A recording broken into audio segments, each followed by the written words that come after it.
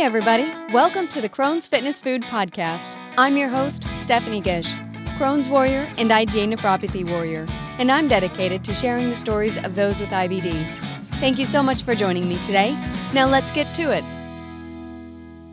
Well, hi everyone. My guest today is Tom Wilding, a Crohn's disease warrior and graphic designer who enjoys horror films, travel, wrestling, and sharing irreverent humor about body parts and his IBD journey. After battling Crohn's disease for the past 16 years, he's now just 4 months post-surgery from a subtotal colectomy, and he's here today to share his story. Thank you so much for joining me today, Tom, and welcome to the show. Thanks for having me. It's my pleasure. So before we get into how you're doing now, let's go back to the beginning, and can you go ahead and talk about when and how you were first diagnosed? Yeah, sure. I was first diagnosed in 2007. I'd started having some issues. I hadn't long sort of graduated from university, and I was starting my first jobs and everything. And I started having some stomach issues, which didn't seem to go away over the course of about 6 weeks. I went to my doctor eventually just to ask about them because I'd never had anything like that before, and was told it was stomach flu. And so sort of went away, and the symptoms didn't get much better. I was getting sort of lower abdominal pain, always in the same place, and sort of needing to go to the bathroom a lot more frequently. But after going back to the doctor another twice, I actually ended up seeing one of the practice nurses who was there. Who it was only because there was only a nurse available at the time for the appointment that I booked, and she examined me and said, "I think you might have Crohn's disease." So that kicked off about three or 4 months then of investigations. How long did it take from first going in and having been told that it was stomach virus? How long did it take to finally see her where she started to think maybe IBD? I think it was probably about 8 or 9 weeks. I remember going back and forth to the doctor. I think it was 3 times in total before I got that diagnosis, and I was just told each time that it was just particularly sort of stubborn stomach flu, or maybe I'd had some food poisoning that had caused some other issues, and so on. But at the time, obviously, I know different now. But at the time, I hadn't had these symptoms before. But then I'd never had stomach flu before, so I didn't really know sort of too much about it. But yeah, it was probably about 8 or 9 weeks in total. So what happened next once you finally got to her and she started to suspect more than stomach flu? What happened at that point? I was referred to the hospital, where sort of further investigations started. Everything from sort of being referred to a specialist right through to various scans. I can remember having a barium scan, having various other sort of tests, blood tests done, and so on. Probably over about, that would have been about probably about another 3 to 6 months, I think. It's going back a long time now, so it's difficult to remember exactly, but it was about 3 to 6 months. And if you remember, do you remember what you were doing during those? Because that's a long time, as many of us know, while we're trying to get a diagnosis and we're just left on our own trying to manage these symptoms. Do you remember what you were kind of doing at that point to try to keep living your life, but still trying to figure out what's happening? Yeah, it was tricky because at the time I was in a job I didn't particularly enjoy either. I'd sort of taken a job coming out of university out of necessity rather than it being something I was sort of hugely passionate about. So I was back and forth the hospital and the doctors a lot, and then working a job I wasn't enjoying. And I mean, to be completely honest, they weren't maybe particularly understanding at the time either. And I mean, that's something I've seen change quite a bit over the last 10 years or so. But yeah, I think it was just I was trying to look for myself to make myself feel better. I was trying to look at sort of eating more healthily and trying to get some exercise and so on, because I sort of remember at the time that the fatigue and everything hadn't really started by then. It was sort of very early days. But I think I was trying to sort of look at ways I could help myself. But again, at the time, I had no idea what Crohn's disease entailed. There wasn't the information in the community out there now that there is then that there is now. So it was quite, yeah, it was quite sort of strange times, really. So keep going in your story. You start getting this slew of testing done over 3 to 6 months. What starts happening at that point? Well, my symptoms were, because I wasn't actually on anything to manage the symptoms while the investigations were happening, the symptoms were getting worse. At the time, I remember it mainly being a lot of pain and discomfort. A lot of the other symptoms sort of developed later on, but I remember just there being one spot in my abdomen that just hurt all the time. And it was that area that it sort of made sense afterwards, getting my sort of first colonoscopy, that they spotted the region that was most affected, and it sort of tallied with where the pain was. So yeah, it was lots of tests, lots of scans. Like I say, I had my first ever colonoscopy, which was an event in its own right, because the specialist who I'd sort of formed a relationship with when all these tests were going on, and I trusted and was great, absolutely fantastic, was having an assessment the day that I had my first colonoscopy. So my first experience of a colonoscopy was in an operating theatre with about 8 or 9 other people in there who I didn't know. So it was dealing with all of that stuff for the first time ever, and everything as well. And you were probably in your 20s at that point, right? Early Yeah, I would have 20s? been 20, 22, 23 at the time. So for most of us, it's already, I know for me, it was embarrassing. I was in my early 20s when symptoms first started. So I can only imagine then to find out you're in a theater of. Yeah, with people with clipboards who are sort of making notes on what's going on. It was all a bit of a strange experience. Yeah, Yeah. So after that colonoscopy, was it definitive at that point that they knew IBD was what was yeah, causing your symptoms? yeah, absolutely. It was then that the sort of initial treatment plans and so on kept sort of started being drawn up, because it was very clear from that colonoscopy what the case was. I think they'd had suspicions it could have been a few other things, but they ruled out bowel cancer quite early on. But it was, yeah, that colonoscopy really sealed it. So take me through the next 16 years because you had your diagnosis and then you struggled with symptoms for a long time before your recent surgery that you just had earlier this year. So I know you went through a lot of different medications, a lot of different treatments. Take me through that process of what you went through to finally get to the point where surgery was the option. Yeah, it was a very complex 16 years. Sort of as I've already mentioned, the early days compared to how things got, as much as they were uncomfortable, and that there was an element of the pain there. A lot of the other symptoms were quite early on and quite mild, relatively at the time. But through the next 16 years, I've tried, I think, in total 7 or 8 different treatments, and that's included everything from steroids to 2 or 3 different types of steroids, right through to sort of biologics, immunotherapy.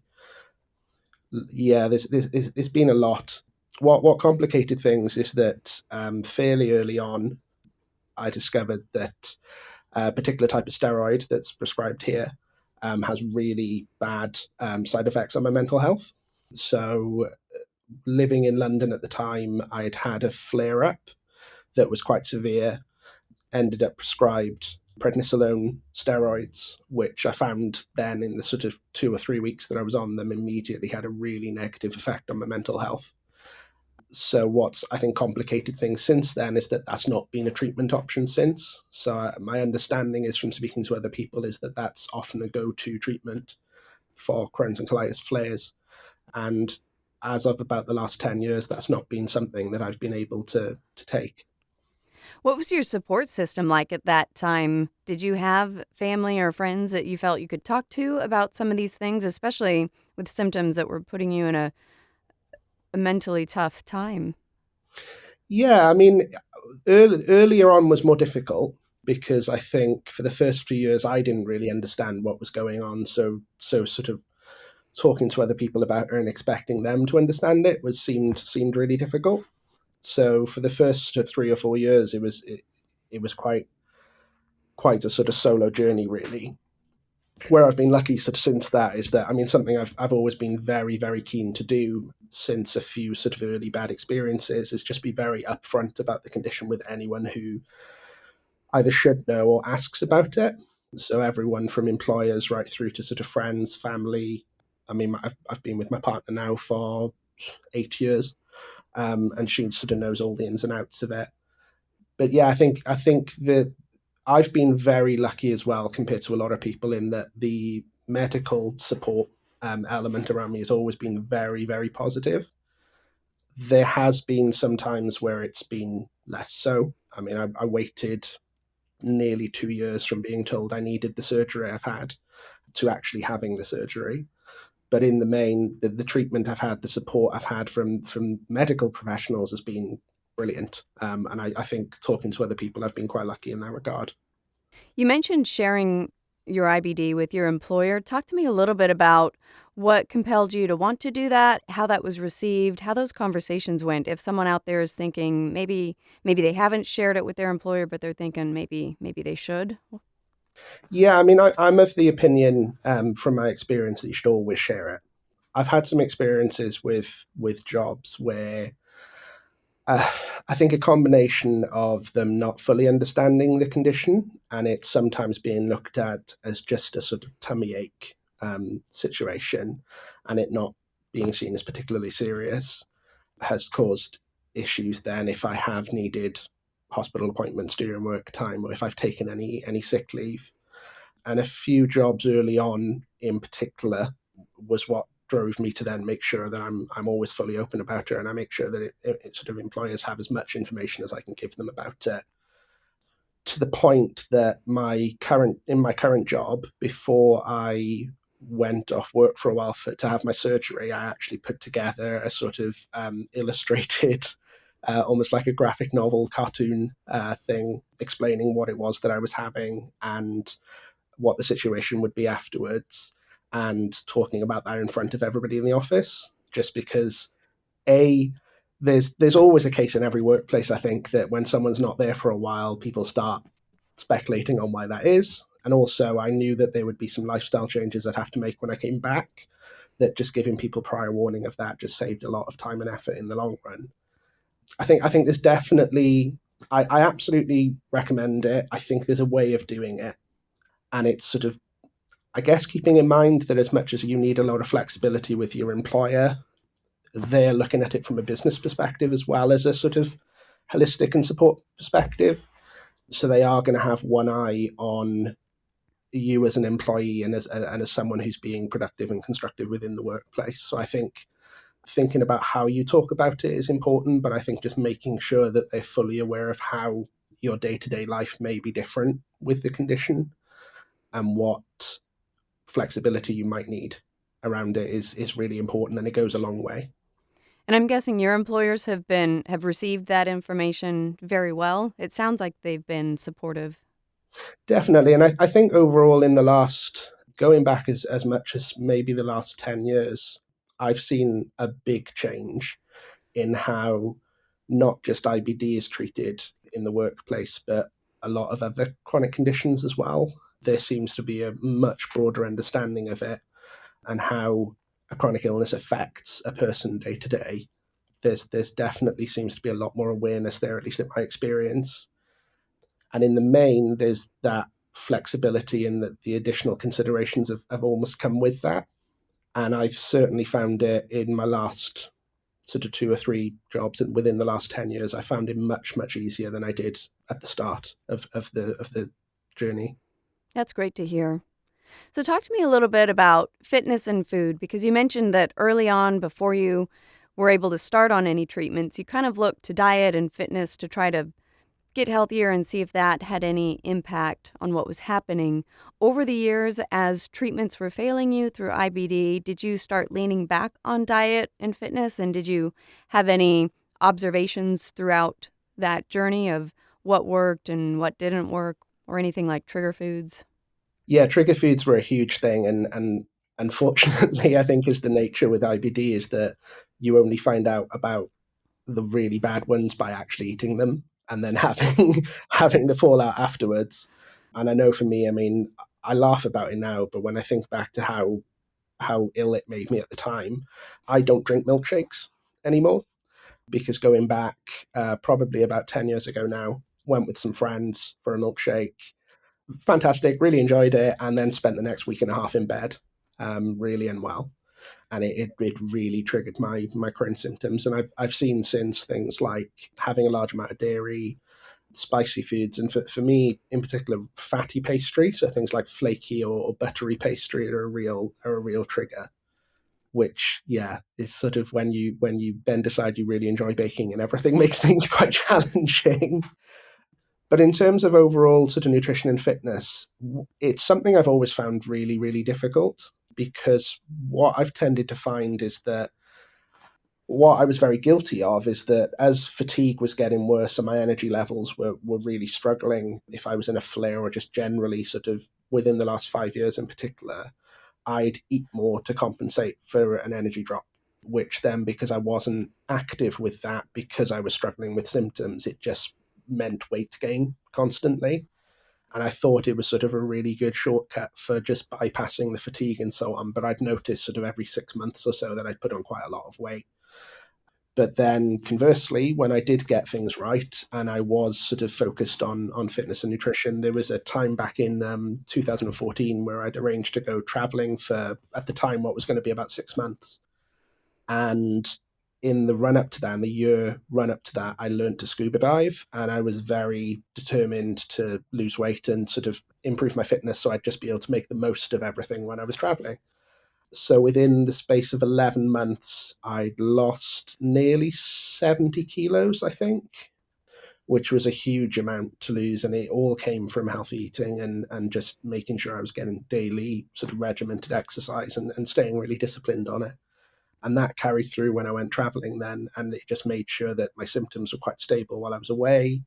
I didn't have, apart from maybe 1 or 2 days, I think the whole of the 4.5 months I was away, I didn't have any issues with my Crohn's symptoms. But I guess I was living a very outdoors lifestyle while I was traveling. I was going on lots of hikes and so on. So I think it all helped. But it definitely, the biggest challenge for sure is dealing with the fatigue and what the fatigue then informs with, it's very easy to slip into bad habits and to not get out and exercise because the fatigue just makes things very, very difficult. It does. And I know that's something that you just recently shared about too on your Instagram. Post surgery is dealing with the fatigue and life after surgery. So let's talk about your surgery for a little bit because it's so recent. You shared on your Instagram that you were technically quite well prepared for it. You knew what to expect with the surgery wise, but there were a lot of things you started to learn afterwards that maybe you weren't really aware of that would have been good to know before the surgery. So, can you kind of talk about some of those things that you were experiencing that other people who might be facing a surgery might want to know ahead of time or what that was like for you? Yeah, I mean, I was in a way, the fact that I had to wait so long for my surgery date was a blessing and a curse because I was dealing with very, very strong, very severe symptoms for those 2 years. But it did give me a long time to do a lot of research and to get my sort of mental state and get my head around the idea that this surgery was happening and it was going to be quite a big life change. But I think even with the research and with the information that I got from my doctors and sort of other support networks, there were a few things that I didn't really consider, which looking back should have been common sense, but at the time didn't really seem to sort of enter my brain. So things like the big one for me is that, and it sounds so strange to say, but I've always been someone, I've always slept on my front. And one of the big things that came up during recovery that I hadn't considered was that, especially during recovery, they advise you don't sleep on your front while you're recovering from the surgery itself. But talking to other people, there's been a lot of people who've said about issues that can happen with your stoma and with it increasing sort of the risk of things like leaks if you do sleep on your front. So something I had to spend my sort of initial 3 month recovery time doing was learning how to sleep on my back, which I haven't done since I was a baby. And that was something, I think, because I was focusing on the big issues and the big changes. There were lots of little things that I hadn't sort of really thought about. Clothing was another one. So I've always worn jeans with a belt, and I can still do that. But during recovery, that was really difficult. So it was a case of during recovery, I was wearing baggy clothes for 3 months, and I hadn't thought to myself, well, what am I going to actually be wearing for the best part of a quarter of a year once I've had my surgery and things like that. I hadn't really thought or had much information about how it affects hydration, which has been a really interesting one because I've always been someone who drinks a lot of water. I've got a really big water bottle, it's 2 liters, and I go through a work day having finished that. Plus, I'll have a coffee, plus, I'll have water and other drinks in the evening.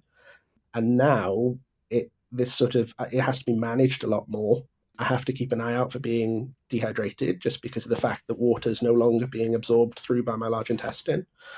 And the recommendations I've had, some people have said otherwise, but the recommendations I've had is to avoid having too much sort of just straight water as well, because it can actually have the converse effect of dehydrating you because it just goes through your system so much quicker. Because it doesn't have any of the electrolytes in it that your body Absolutely. needs. Yeah. So looking at things like hydration tablets and so on, which is something I have sort of once a day now, wasn't something, and it's not like that's big effort. So it's not like it's sort of a huge life change, but it's lots of little things like that that I think you forget about as you're preparing. That afterwards, when you do them, they'll be second nature and they'll feel like common sense. But there's all this sort of little bits and pieces that you maybe don't realize. So, what was the actual physical recovery like? Was that something that you needed a support system to help you with, or was it just really kind of as you were healing coming out of the hospital? And then share with me a little bit how you've been dealing with that fatigue that you've been noticing throughout recovery as well. Yeah. So again, from talking to a few people who had surgery around the same time as me, I was quite lucky, I think, in that post surgery. So I was in hospital for 7 days, which compared to a lot of other people who've had this surgery is quite short. It seems to be the average sort of stay has been about 10 days. So I was out of hospital quite quickly. Relatively few problems while I was in hospital. The first sort of 3 or 4 days were quite challenging, but there was noticeable improvement sort of every day after that. And then being at home, it's tricky to say because ultimately before going back to work, I had 3 months at home recovering. And in some ways that was more than enough. And in other ways, it feels like I could probably have done with more.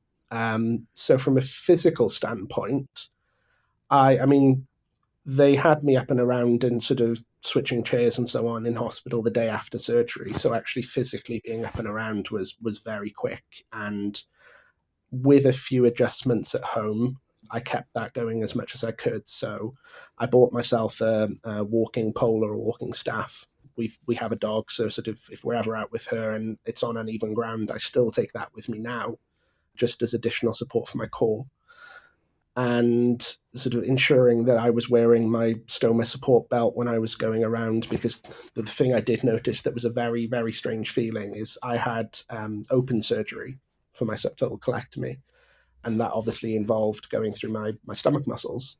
And one of the strange things that I felt during recovery is that if I was walking around without my support belt on, I could physically feel my stomach muscles sort of sway, which was a very, very strange feeling. It wasn't painful, there was no discomfort to it, but it was just a very, very weird feeling. And saying about fatigue, I definitely noticed within the first, probably up to about week 10 of recovery, that anything more than just sort of walking around the house or going to the end of my street was exhausting, physically exhausting.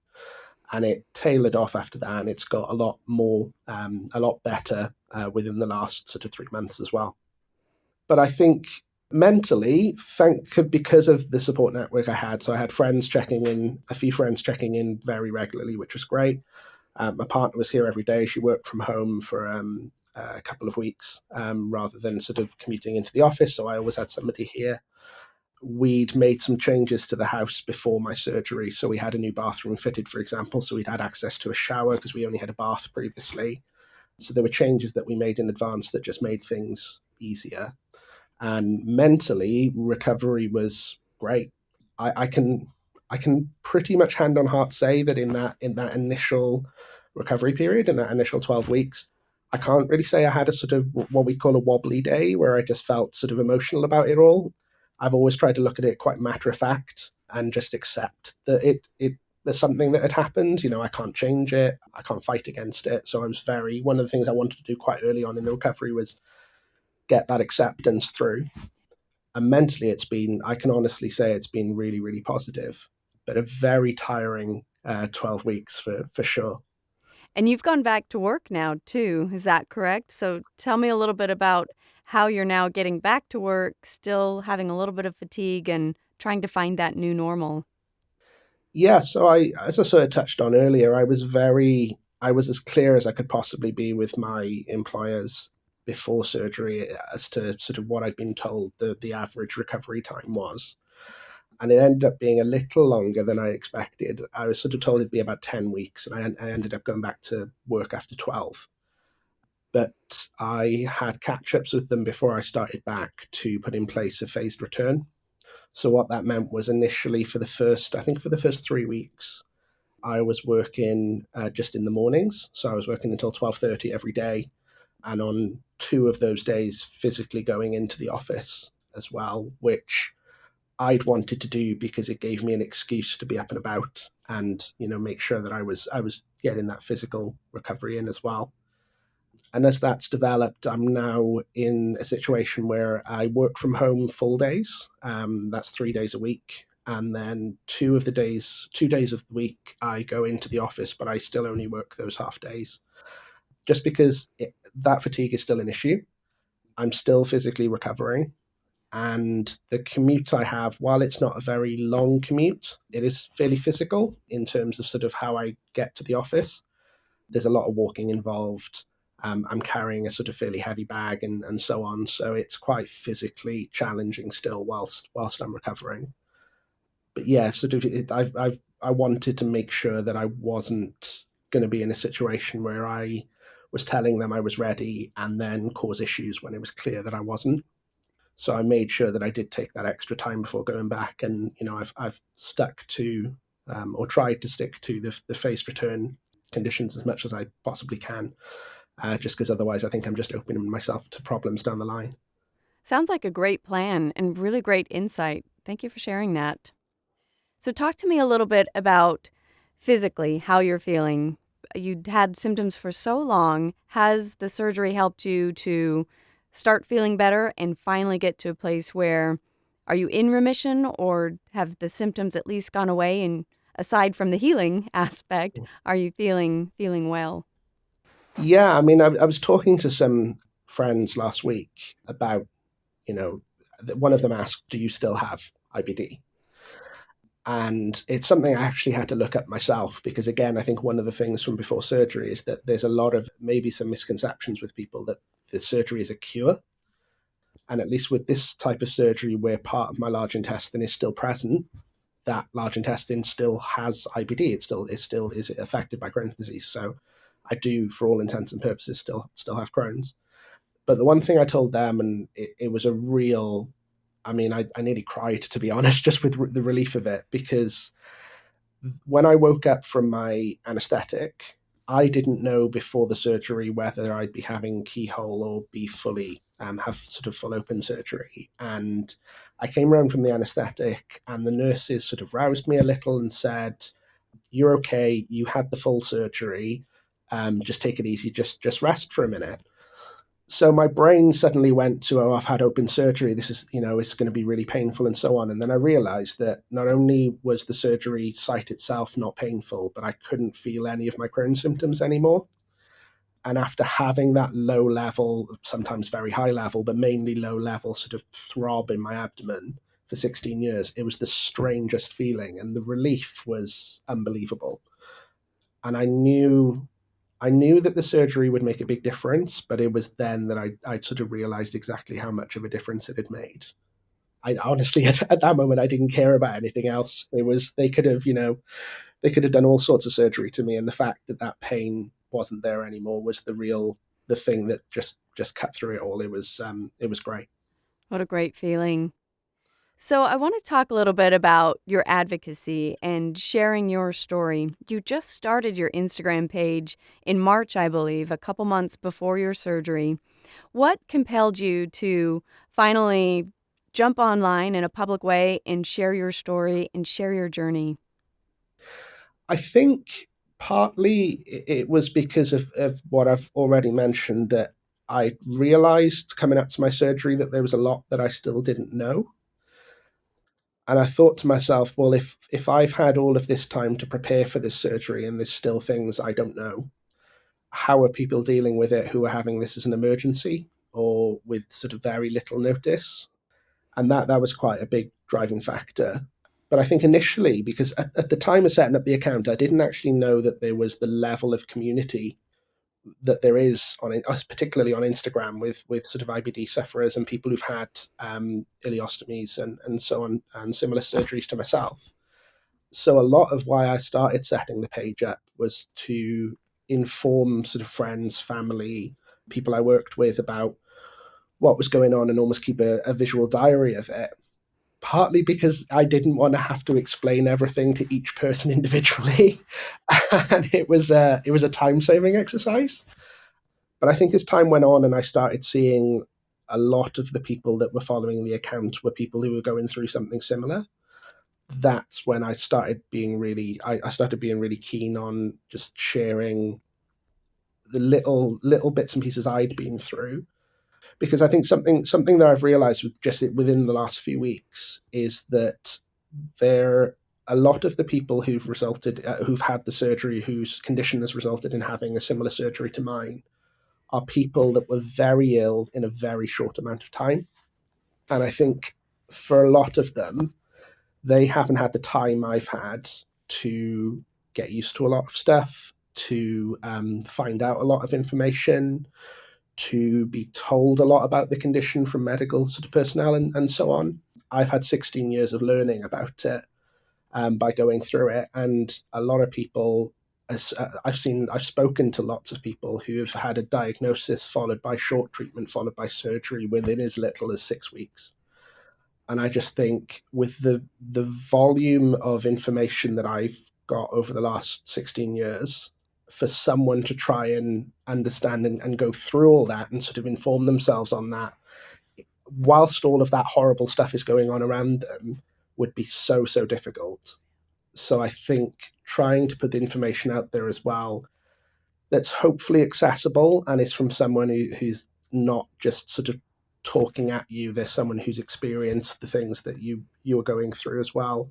It's the sort of thing I think I wish I had early on in my diagnosis and early on in the process, and I think it would have made a huge difference. So that's what I'm hoping to do myself with the account.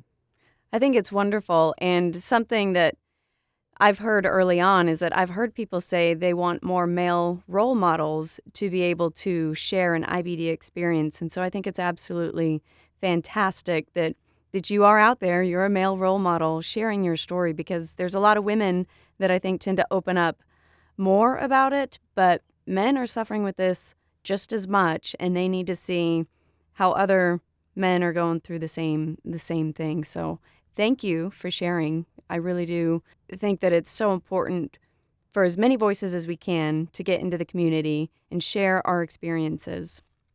Thank you so much for saying that. That really means a lot, because it's something. Look, as a male going through this, I noticed quite early on in the whole journey that men don't share their experiences as much. And I think that's down to generally, I mean, you can see parity with that across mental health. You can see parity with that across things like emotional well-being and general overall health. Men don't like to share those things, or aren't as comfortable sharing those things as perhaps women are. And I've really struggled to find a lot of male-centric information, or sort of men's health information, whilst I've been going through this in relation to my surgery. There's a lot of general information out there, and there's a lot of information that's tailored towards sort of female biology and so on, which is fantastic. And every time I see that, how tailored that is and how it considers biological differences and so on, it's really fantastic. But I think perhaps that information isn't as prevalent for men. And I think as well, and I hasten to say this because I've had some sort of in-depth conversations with people about it, and I think some people agree and others don't.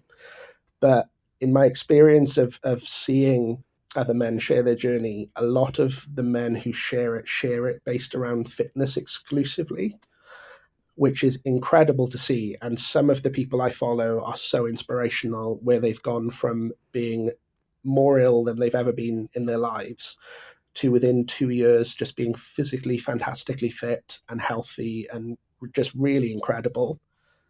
But I think, as you've mentioned there's lots of different voices and there's lots of different types of people who have this illness and this surgery. And I think focusing the male space around it entirely on getting to the gym and lifting weights, it only ticks one of the boxes. And I'm sort of keen to try and tick as many of the others as I can, if you sort of see what I mean. Yeah, I love that. And I think you are 100% spot on. I agree with you that I know it's such a broad stereotype, and I hate using stereotypes, but men tend to not share a lot in general. Women talk. That's our thing, I guess. But and so I think, like you're saying, I think maybe it's an easier way for men to share if they put it not behind the facade of fitness, but that's more of something that they would share about normally. And so I think it's fantastic that you're ticking the other boxes and sharing more, because it's just one part of it and it's not everybody's story. So the more experiences and the more voices is just phenomenal. Completely agree. What do you think has been the most rewarding thing about being able to share your story? I think definitely just the sheer number and range of people there are out there who want to talk to you about it. I've met, especially through the Instagram account, I've talked to so many people who are just, and this feels like a cliche, but they are amazing people, and they're also different. They've all got different things going on in their lives. They've all got different stories behind their sort of diagnosis and how they've dealt with their illnesses. They've got different ways of looking at it now. So there's a lot of people like myself who try and treat it with a bit of humor and to sort of try and make a bit of a not a joke out of it, but to sort of look at it for this sort of slightly ridiculous thing that it is. And others who are sort of still on that journey and are still trying to come to terms with what it is that they've been through, but are still out there, sharing information with people, being honest about their journey and everything. And that's been incredible. And I sort of mentioned early on in the journey, I didn't know that existed, and it's only really been since I started my Instagram account earlier this year that I've just seen the number and breadth of people that there are, and everybody just wants to help everybody else, which is it's incredible to see. It really is. It is. We have an amazing community. Definitely. So, speaking of humor, humor is a big part of your Instagram page. You post a lot of great memes about IBD, irreverent humor about body parts. You have a genuine humor, and your personality really shines through on your page. So, tell me a little bit, how has humor helped you over the years in dealing with IBD, and how do you keep the humor and the positive outlook as you continue to go forward in your journey? I think if I'm being completely honest, I think early on, following my diagnosis, a lot of the humor came around as a bit of a defense mechanism. And I think I had in my head that I thought other people were going to make jokes about it, so I may as well make them first. And, a lot of it came initially from that. But I think as time has gone on, there's been so many situations that I've been in the last 16 years where I just look at and I think this is surreal. This is the oddest thing I've ever seen in my life. I can't believe this is happening. And rather than get really upset by it or get really sort of annoyed by it, I've always just thought, like, I can't, you just laugh. You just think, I can't believe that I'm in this situation. And what I've always tried to do is, I think in situations like that, where maybe you're struggling or maybe something really embarrassing has just happened, it's really easy for those, especially with IBD and how frequently things like that can happen. it's really, really easy for them to get on top of you and to really start dragging you down. And I think the first sort of 5 years after I was diagnosed, that's what it did. It really sort of pulled a lot of threads in my personality and really sort of dragged me down, made me a lot more serious, and just sort of took a lot of fun out. And I just think that I think it goes back to that acceptance thing. I think if you can accept that this thing is happening to you, as horrible as it is, and as unjustified as it is, and how you've never done anything to invite it, but it's happening and you've got to deal with it. Whether that's an IBD diagnosis, whether that's a flare up, whether that's surgery.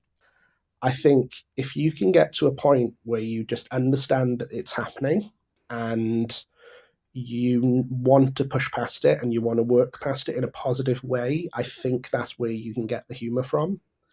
Because, I mean, ultimately, I look at myself now since my surgery, and my small intestine protrudes out through my front. It comes out through the front of my body and empties into essentially a plastic bag. And I mean, that's so bizarre and so strange, but so incredible and amazing at the same time. I just can't help but find that just incredible and something that is so surreal. I have to laugh at it. Like I'm not someone, I can't look at my stoma at all and feel any ill will towards it because I find the whole thing just so strange and amazing. And I can see how much of a positive impact it's made on me in terms of my symptoms and so on already, that I feel like I can laugh about it. And I know not everybody can. And I would never expect everybody to sort of, I'd never be somebody to say, oh, lighten up, just get over it, have a laugh about it. No, if you don't feel like you can yet, that's absolutely fine. You keep working through sort of how you yourself are dealing with it. And everyone recovers through the surgery and deals with IBD very differently. But I've just always seen the situation as just being so strange. I have to laugh at it. I love that perspective. And you recently just put googly eyes on your bag, if I'm not mistaken.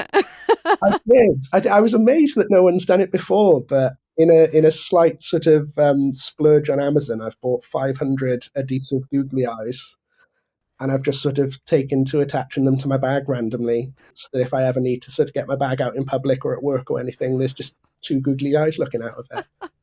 I love it. So, I also want to talk to you about your design work. You're a graphic designer, obviously with a sense of humor and IBD. And you've combined all these things into an Etsy page where you sell custom designs and you donate a part of the proceeds to IBD charities. So, can you tell me a little bit more about what you're doing there? Yeah, I've always, ever since I started as a graphic designer, I've always really enjoyed, the two things I've always really enjoyed making are prints and apparel.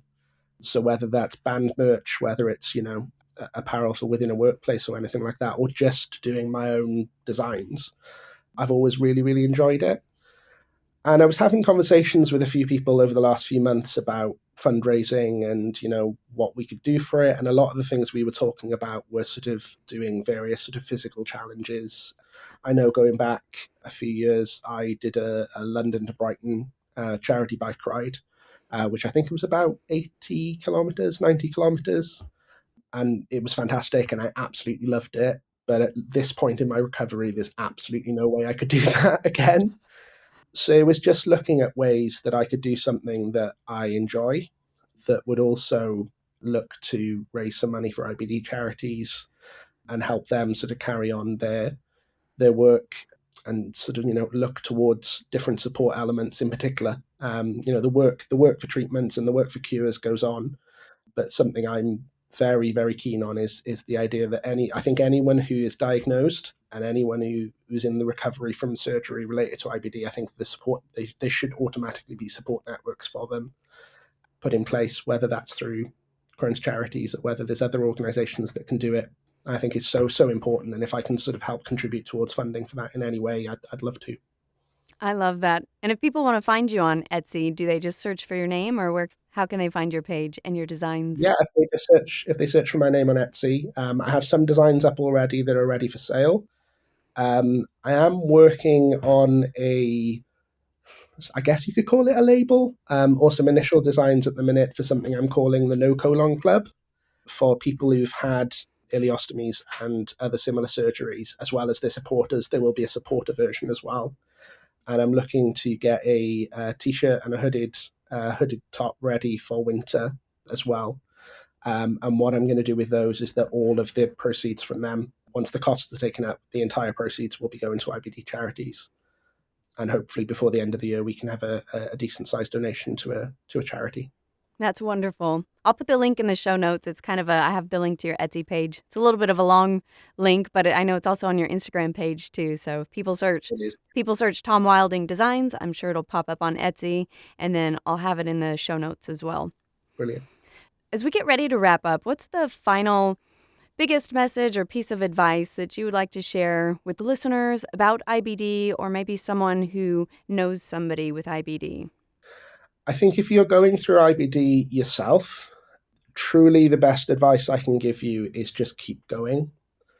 Spend time building your resilience up. It's so difficult, especially when you're really suffering, but just take some time, put yourself at the forefront of your recovery and you dealing with the illness, and just keep going. Don't give up when it comes to fighting the illness. Don't give up when it comes to seeking treatment from medical professionals or other support networks. Don't give up when you can't always go out with your friends because you just don't have the capacity, mental capacity, or the energy to carry out plans that you've had. Just don't give up with it at all. And I think for people who are maybe supporting or around people who are being diagnosed with IBD or having sort of the surgeries, is that I think is just be flexible. And I know that can be really, really difficult when you just want the best for someone and you want them to be enjoying themselves and you want them to be like the best version of themselves. But I think just giving people that flexibility, so if they feel like they need to say to you, I can't do what we planned today, I'm really sorry, they don't feel awful about it. And I think that goes across every facet of life. It goes across work, it goes across friendships, it goes across families. I think it's just understanding that we really want to do those things. We really want to be giving our best in work. We really want to be giving our best to our friends and our loved ones and our families, but we can't always do it. We need to take that rest. We need to take that recovery. So I think it's just offering that flexibility to allow people to do that is the best advice I could give. That is great advice. Thank you for sharing that. Thank you. So if people want to follow your journey, keep up with you online, where can they find you? I'm primarily using my Instagram account to sort of log my recovery and any sort of new information that I find, which is under the handle intestines are overrated. That's the primary place that I'm posting things at the moment. I will include that in the show notes. Thank you. So as we wrap up, is there anything that I didn't ask you that you did want to share with the audience today? No, I think that's been great. And I think it's just a case of, I think things like this are so important. I think, like you said, getting as many different voices and experiences on this is what's really going to ensure everybody feels like they can deal with it. No one's getting left on the side feeling like their journey's different or that their feelings are different. I just think that if you're suffering with IBD or you're at the point where you're recovering from surgery, there are always people, they might be complete strangers, but there are always people around that can support you and will support you. I love that. And like you said earlier, it's a great community.